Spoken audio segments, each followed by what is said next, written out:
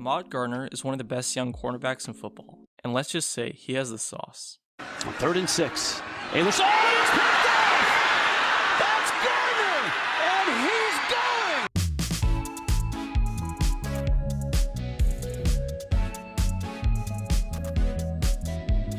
Out of Detroit, Michigan, Ahmad Gardner was a natural athlete from the get-go.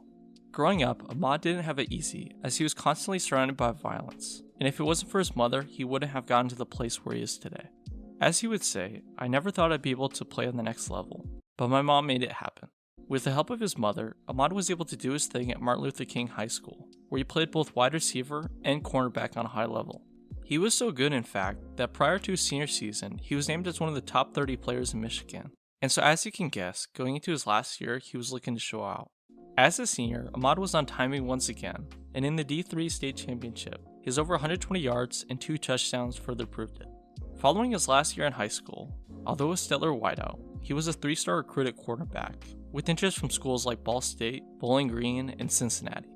Of the bunch, Cincinnati was the obvious choice, and so my man packed his bags and became a Bearcat. Going into his true freshman season, Gardner was looking to make an impact from the very beginning. His over 30 tackles, 3 picks, and 2 pick sixes were able to prove that he had the sauce. Rewind back to his early football days, and as a 6-year-old, his youth football coach commented on his liking for dipping sauces, and so the nickname Sauce literally stuck with him. Although he garnered the nickname early on, his play in Cincy was really when it took hold. As a sophomore, Sauce did his thing with nearly 30 tackles, 6 pass deflections, and 3 picks once again. Even though it seems like a dip in production, like I talked about in my Kyle Hamilton video, quarterbacks became aware of the stud, and so they likely didn't target his side of the field as much, which in turn made it look like he didn't play as well.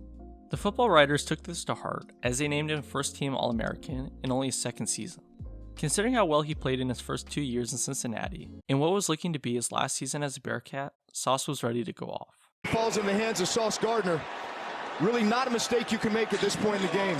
In a great year for him, and Cincy as a whole, my man was able to do his thing with 80 tackles, 4 pass deflections, 3 sacks, and 3 picks, as he was able to have an impact all across the field. After such a stellar season as a Bearcat, Sauce was not just an All-American, but the AAC Defensive Player of the Year, as he quickly became one of the top defensive prospects in the upcoming draft. Ahmad brings quite a bit to the table, as in his own words, the best cornerback in the draft. Usually players talk themselves up in order to prove something, but the proof is in the pudding, and Ahmad's play speaks for itself. In his 3 years in Cincinnati, he played over 850 snaps in press coverage, which by the way is the most of any quarterback during that time, and yet he still didn't allow a single touchdown. It's one thing to do well in coverage, but when you win face-to-face matchups time and time again, it proves you're not just good, but great. What makes him special is the fact that he can also play lockdown and zone coverage, and in fact he loves to make plays on the ball without the quarterback even seeing him. It doesn't matter where you put him, who you put against him, whatever the heck, Sauce is going to show up big time. In his entire 2021 season, he allowed only 131 yards in total. Unheard of for any corner, no matter who you are, but just another example of his greatness.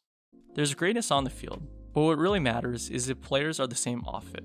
Sauce puts in the work on and off the field, and leads by example without turning to the vices.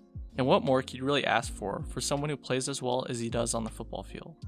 Growing up in a rough place like Detroit made Ahmad a natural leader, and upon that, a hardworking talent that is committed to proving everyone wrong. It doesn't matter what's in his way, Sauce shows up, and you know he will do his thing. His one-of-a-kind confidence makes him an extremely difficult matchup no matter who you are. And even if you were to mess up, as he would say, as a cornerback you have to have short-term memory. In Cincinnati, Sauce didn't have to have much of that short-term memory, considering the fact that he was the best cornerback in his conference. But it's important to understand that the NFL is a different beast than college ball. But the fact that he was able to do his thing against Bama stud and draft prospect Jameson Williams in the Natty semifinal proves that he could hold his own with some of the best of the best. His size, durability, and strength create a monster on defense that is working to be the best wherever he ends up. It could be early or later on in the draft, but no matter where he heads next, he's going to make waves. As a top 10 talent, I would expect him to go off the board real quick, but no matter where he ends up, I think he deserves every single bit of it.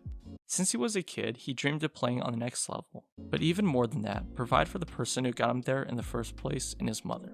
When he was young, he made her a deal that if he made the NFL one day, he would take care of her.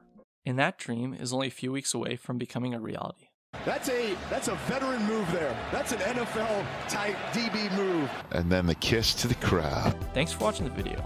If you guys enjoyed, make sure to subscribe, like, and comment down below what stuff you want next. But anyway, see you all soon, and peace out.